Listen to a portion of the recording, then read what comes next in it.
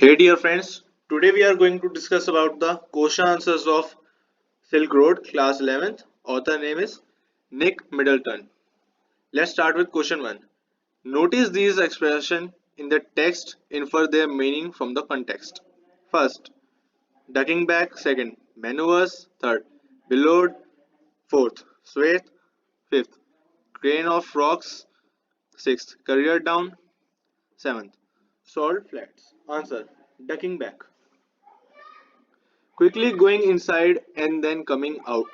Second, maneuvers. Military exercising involving a large number of soldiers, ships, etc. Third, billowed. Filled with the air and swelled out. Fourth, swayed. Literally a long trip of land of something. Contextually, a land stretched with snow. Fourth, cairn of rocks, a pile of stone that mark a special place such as the top of mountain or a place where somebody is buried. 6. Career down, descending the slope. 7th. Salt flats, thatched roof houses covered with the snow. Question 2.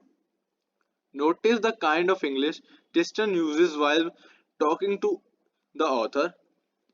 How do you think he picked it up? Answer. Tiston spoke short tenses, direct and simple.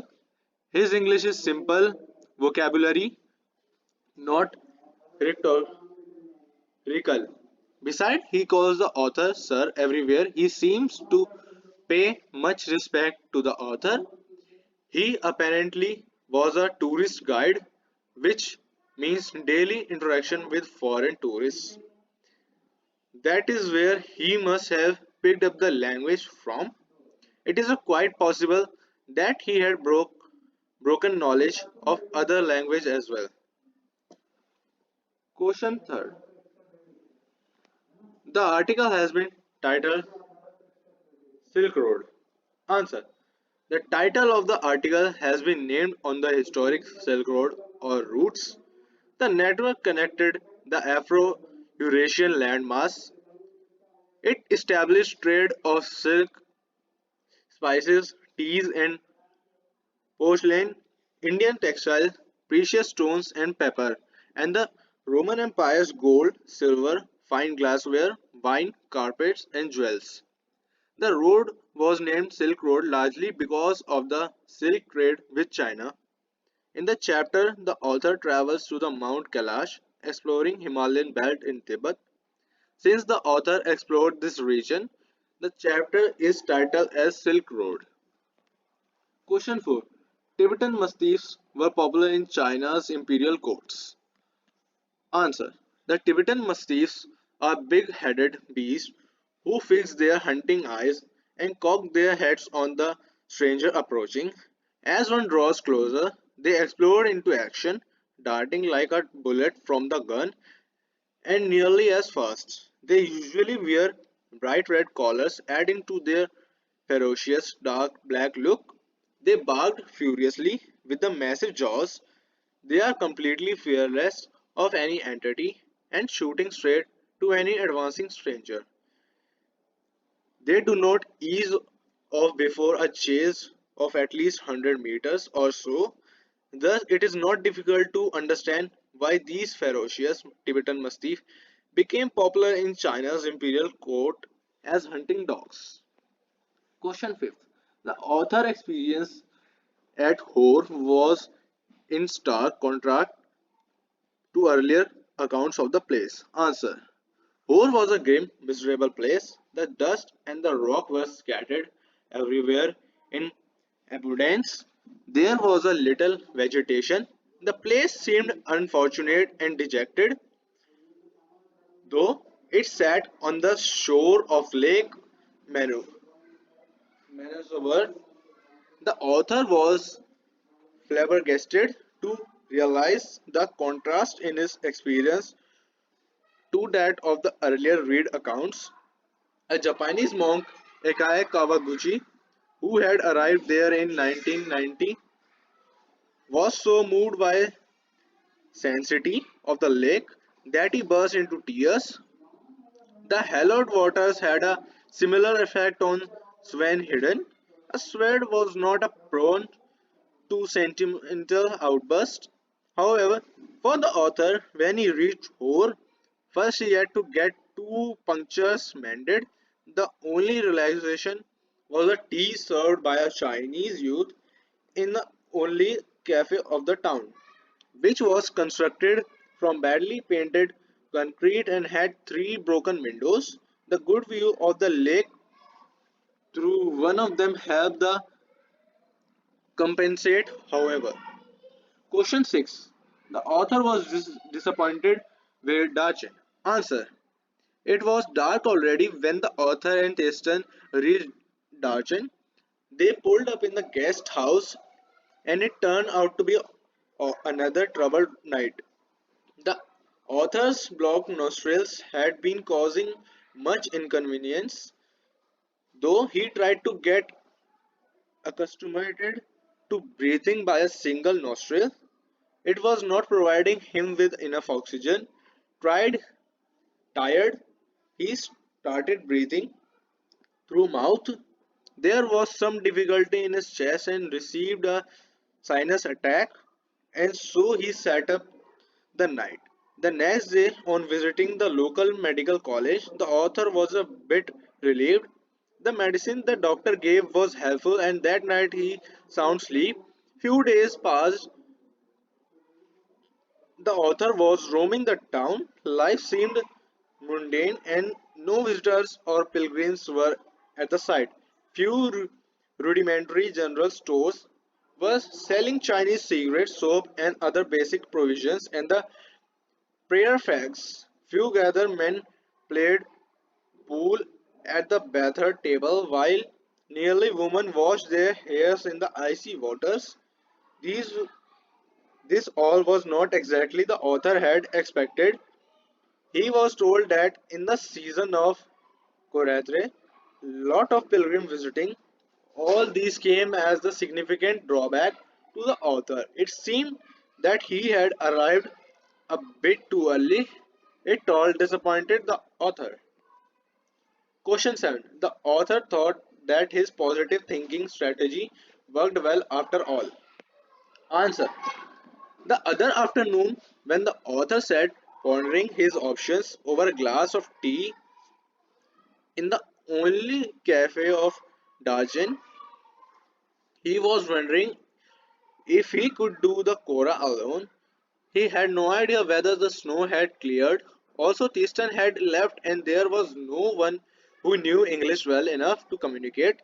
Despite all odds, the author forced himself to think positive and tried to be hopeful. Then he met Norbu. He had seen the book of the author was reading. Then he came and asked the author if he was English. The author judged from Norbu's clothes that he did not belong to those parts. He had come to complete with the Kora as well. He worked in Beijing at the Chinese Academy of Social Science in the Institution of Ethnic Literature. He had been writing academic papers about the Kailash Kora and its importance in various works of Buddhist literature for many years. Nobu suggested that he and the author could be a team, and his brought hope the author perhaps his positive thinking strategy was working after all. Question 8. The sensitive behavior of hill folk. Answer. Hill folks are innocent and rustic people. They are very conservative and culture. They do not have the exposure of the city life. They are simple and humble. They are habitual to the country life, which is not fast. They are always ready to help people who are from small towns and religious and humane. Question 9. The reason why people willingly undergo the travails of difficult journeys. Answer. People like Nick Middleton and Edward Michael Pierce Gales undergo the travels of difficulty journeys for not just one single reason. They like to explore and experience adventure. Risk is the biggest of all addictions in the world, and the challenges they take on give the perfect rush. Nick is a geographer who likes to expose himself to nature. He likes to survive extreme and hostile conditions, like starving oxygen. The program Going to Extreme is about the extreme lifestyles he survives on. The adrenaline and the excitement of these unusual experiences is unparalleled and unmatched. It is an addiction that these explorers dwell on. It is their food for living. Question 10. As a Buddhist, he knew that it didn't really matter if I passed away, but he thought it would be a bad for business. Answer. Buddhism takes of rebirth, it does not propound moksha, and death is not an end, and Tison understood this. Being a Buddhist, so he told another that even if would have died, it would not have mattered as he will be reborn, as the soul never dies and just wears a new body. His soul would have still lived on. Besides, they were in Kailash, the holy place in Buddhist culture. It would have been a blessing to have died in a place like that when he was almost done with the Korah. However, a business person, he would have felt bad. First of all, losing a customer like him would have not been good reason for his business. Plus, it might have affected his business reputation badly. Question 11. Distance supporters to the author during the journey. Answer.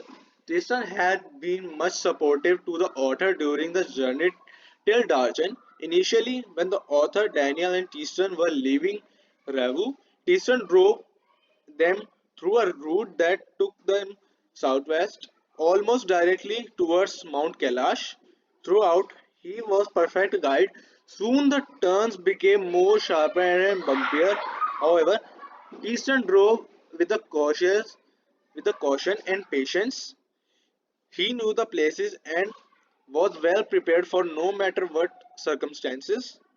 He was caring yet an enlightened Buddhist. At Dachen, he realized that the author was not keeping well and so took him to the doctor. However, he also had the author that the Buddhist. He knew that it did not really matter if the author passed away, but the thought it would be bad for business. Also, Tiston was a great asset to the author during the trip as he knew English and helped the author throughout to communicate with locals. Question 12. The author's meeting with Nodu. Answer. The author had almost lost hope and felt absolutely helpless as the town seemed so mundane with no pilgrims and visitors. Despite it being the season of Kora, only the locals were busy carrying out their daily activities of playing pool and ladies washing their heads in the icy water. It was all very disappointing for Arthur. Besides, now that the Teaston had also left, he wondered how he would be able to communicate with anyone in English. He was not prepared to complete with the Cobra on his own. He did not even know if the snow was clear and had nobody to answer him this simple question. The author was sitting in the cafe when a man walked up to him. Recognizing the language in the book he is reading, he asked author if he was English. The author reckoned that the man was not from the region as he wore the wind cheater and the metal rimmed spectacles of the western style. The man told his name was Nobu and he worked in Beijing at the Chinese Academy of Social Sciences in the Institute of ethnic literature. He, he was well had to come to the Kora. He had writing academic papers about the Kailash Kora and it is importance in various works of Buddhist literature for many years. They both were equally ill equipped and were ideal companions for the expedition. Question 13. The author's physical condition in Darshan. Answer. Darshan was a derelict, dusty and refused. When the author and Easton reached the town, it was already dark. Also, they pulled up in the guest house. The night settled in was a troublesome for the author. The open air rubbish dump that passed for the town of Hor had set off his cold once more. One of his nostrils blocked. He tried to get accustomed to breathing with one nostril. However, it did not provide him with sufficient oxygen, so he tried to breathe from mouth. Still, he could not sleep. His chest felt heavy, and the fear never let him sleep for the rest of the night. The next morning, Tristan took him to Darchan's medical college. The doctor asked, after asking a few questions, declared that the author had caught a cold and effect of altitude. The doctor prescribed the author various medicines, one of which tasted like cinnamon. That night, after having the medicine of the author, had a sound sleep finally. Question 14. The purpose of the author's journey to the Mount Kailash. Answer. Nick Middleton is a physical geographer and has traveled to over 50 countries. A passionate explorer, he likes to take on the challenges in the extreme condition and survive them. His experience in the hostile condition are endured by the television series Going to Extremes. He travels to Mount Kailash for same reason, surviving one of the most challenging and hostile geographical territories. The author was fascinated to explore the ancient Silk Road. He details his experience of the region and his mental as well as the physical striving. However, had there been a bit of emotional and sentimental element dropped in, the write up would have been more interesting to read. Question 15. What do following utterance indicate? First, I told her through Daniel. Second, it is a cold, he said finally through Tistan. Answer. The author of course did not know Tistan, so he required Tistan and Daniel to help him communicate with the local. So it was always someone helping the author out to communicate, translating his word to Tibetan. First, Daniel did not make Lamo understand what the author was saying. Later, even the doctor's Tistan translated for the author to the doctor what he had said. Question 16. The account of exotic places in legends and reality. Answer. All the exotic places on earth have been much written and talked about already, either in legends or articles. There are several ancient myths attached, attached to some places. It has been seen in many cases, especially the river sources and mountain cases, that are associated with religious and declared holy. However, in the reality, these places are nothing but nature's beautiful treasure. Places like Kailash and Manaso River occupy a prominent place in Hinduism as well as Buddhism. Question 17. The narrative has many phrases to describe the scenic beauty of mountains like a flawless half moon floated in the perfect blue sky. Scan the text to locate other such pictures phrases. Answer. Here are few extract from the text that describe the scenic beauty of the Tibetan region. Extended bands of cloud like long French loaves glowed pink as the sun emerged to the splash the distant mountain tops with the rose tinted blush. He entered a valley where the river was wide and mostly clogged with the ice, brilliantly white and glittering in the sunshine. The trail hugged its bank, twisting with the meanders as we gradually gained height and the valley slide closed in. Question 18. Explain the use of adjectives in the following phrase. Shaggy monsters, brackish lakes, rickety tables, hairpin band, rudimentary general stores. Answer. Shaggy monsters. The fearful physical appearance of Tibetan mastiffs. Brackish lakes. The salty lakes of Tibetan plateau. Rickety table. On old rugged table that was almost scattered. Fourth. Hairpin band. Hairpin band turns is named after its physical resemblance to a hairpin. Such a ton can be found on mountain roads. Rudimentary general stores. General stores selling only the basis consumers goods. Question 19. Guess the meaning of flowing words. Kora, Drogba, Kang. In which language are these words found?